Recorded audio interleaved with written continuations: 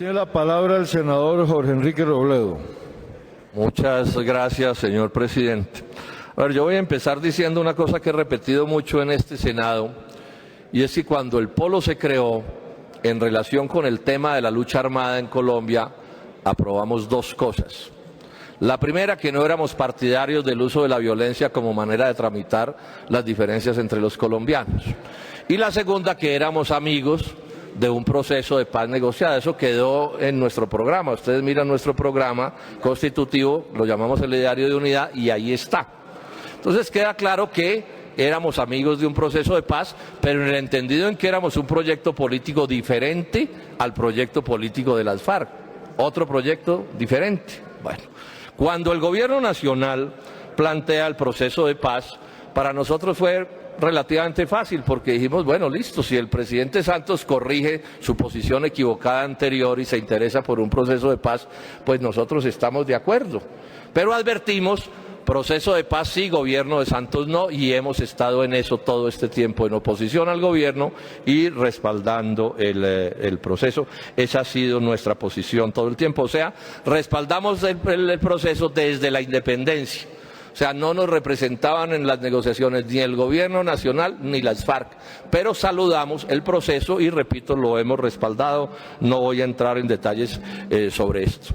En relación con este proyecto, que es el proyecto de darle forma jurídica al paso de las FARC como grupo armado a las FARC como organización política, pues hemos también expresado nuestro respaldo a esa idea y vamos a votar positivamente este proyecto. Pensamos que es bueno, digamos, dentro de este proceso, que las FARC se conviertan en una organización política que va a cumplir con la Constitución y con las leyes, que no va a ser una organización armada. En buena medida, el propósito de estos procesos de paz en el mundo entero consiste en eso, en que quienes se alzaron en armas contra el Estado abandonen esa posición y se inserten en la legalidad y en la institucionalidad.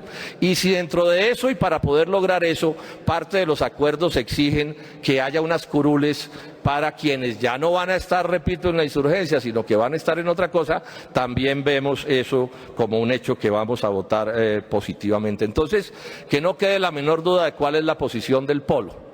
Pero, como el diablo está en los detalles, voy también a decir otras cosas que son parte de nuestras realidades.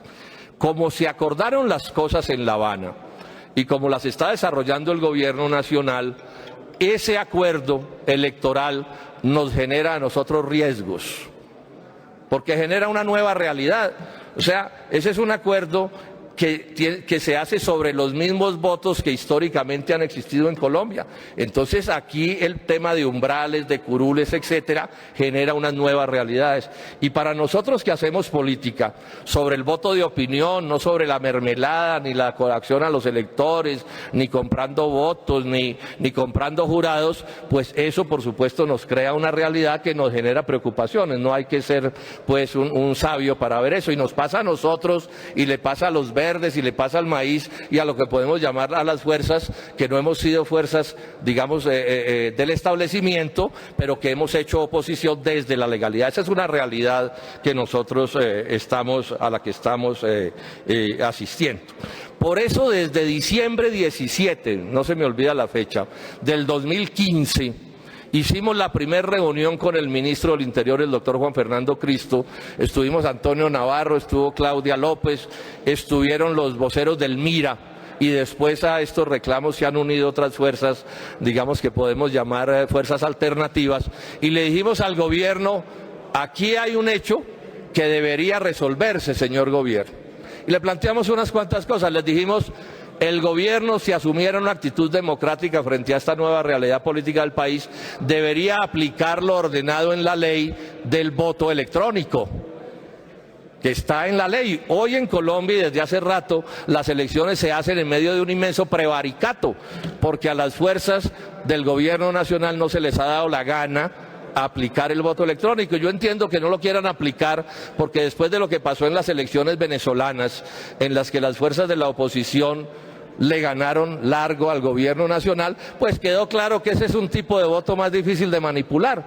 Pero bueno, cuando les hablamos de eso fue como sacarle al diablo una hostia. Al señor registrador no se me olvida, casi le da un infarto. Senadora Claudia López, cuando dijimos que debía haber voto electrónico que cumplieran la ley, o sea, que en eso nada de lo que les planteamos ante la nueva realidad. Les dijimos, bueno, pero eso de la mermelada, eso es una vergüenza, hola. ¿Cómo así que las elecciones nos las siguen ganando a punta del presupuesto del Estado colombiano y corrompiendo a este país de tantas maneras? Ahí sí casi les da un infarto. No, eso imagínense que a alguien se le ocurriera proponer una cosa de esas. Les dijimos también, bueno, que se reduzca el umbral, por lo menos temporalmente, ante esta nueva realidad que nos amenaza, porque esa es una realidad que está allí. Se negaron a cualquier conversación al respecto. Cuando mucho aceptaron en el papel hasta el momento o en la voz hasta el momento reglamentar una cosa que ya está en la Constitución, que son las listas de coalición para fuerzas minoritarias y para Cámara y Senados y Consejos. Sin embargo, a hoy, senadores y colombianos, eso no se ha reglamentado, o sea que ni siquiera eso nos lo ha garantizado el gobierno del presidente Juan Manuel Santos, a pesar de estas cosas que he venido explicando. Y mientras tanto, nosotros todos sí hemos venido cumpliendo con toda lealtad el respaldo a un proceso de paz que, por supuesto, también genera las dificultades defenderlo, y lo hacemos con gusto, y no nos tenemos que defenderlo, pero que se entienda que esa es una realidad que también está allí. O sea, que en resumen, miren ustedes cómo se han venido manejando las cosas por parte de ese gran demócrata que dicen que es el presidente Juan Manuel Santos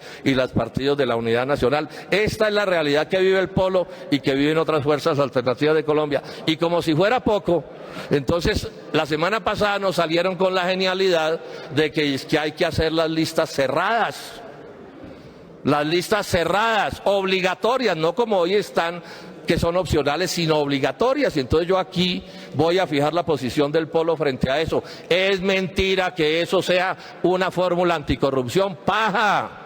No engañen al país, la corrupción en Colombia es mucho más complicada que cerrar una lista. En nada modifican lo que tiene que ver con la corrupción estructural de este país, la lista cerrada, lo sabemos aquí todos. Lo que sí puede ser, para lo que sí puede servir la lista cerrada, es que los partidos que quieran usarla y por sus razones, pues bueno, si quieren esconder candidatos que parezcan corruptos o que lo sean, o indeseables o desacreditados o que avergüenzan, claro, para eso la lista cerrada es perfecta. Porque se pone una figura o un figurón o un figurín encabezando el asunto y ponen se arrea a toda la gente a votar detrás de ese personaje. Entonces, que no nos vengan con ese cuento. En segundo término, es un ataque matrero del presidente Juan Manuel Santos al polo democrático alternativo, porque eso nos hace a nosotros un daño inmenso. Fácilmente nos saca del Senado, porque nuestras realidades políticas, que son distintas a las de los otros partidos, nos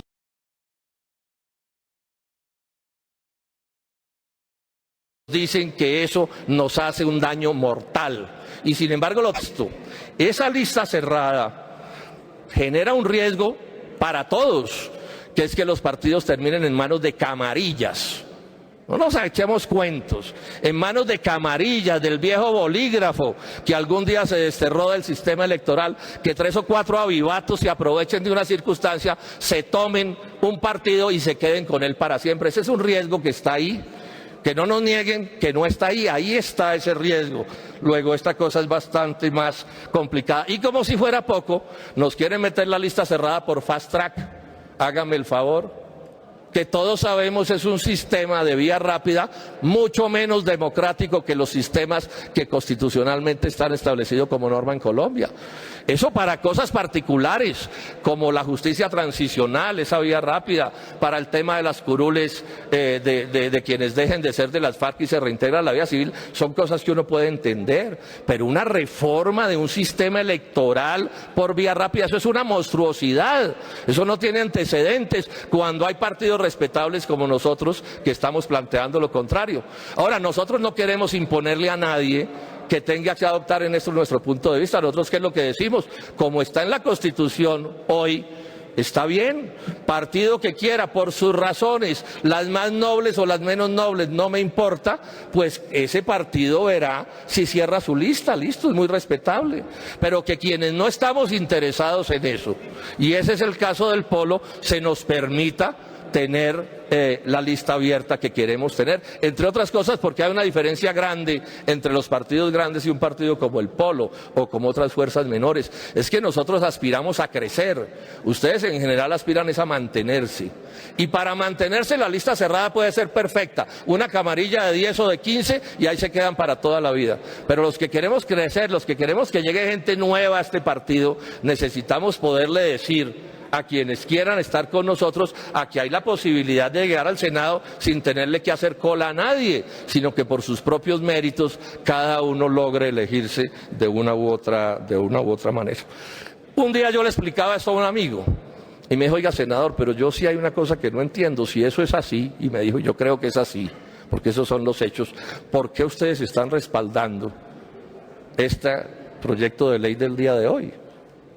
Entonces yo doy una respuesta que creo que para mí es suficientísima. Yo siempre he hecho política con la idea de que cuando uno en el ejercicio de la vida política o en el ejercicio de la vida se pone en una situación en la cual lo que se va a hacer le sirve al país, pero puede usted afectarlo negativamente o ponerlo en riesgo, yo prefiero correr el riesgo y que le sirva al país. Y soy un convencido de que desarmar a las FARC, de que se reintegren a la vida civil con todo lo que se pueda discutir sobre eso. Y yo he leído libros enteros de críticas a eso, pero con todo lo que se pueda discutir, nosotros pensamos que eso es bueno para Colombia, es una ganancia para el país que se abandone esa lucha armada estéril que tanto daño le ha hecho a Colombia, aún al riesgo de que a nosotros nos pasen cosas como estas.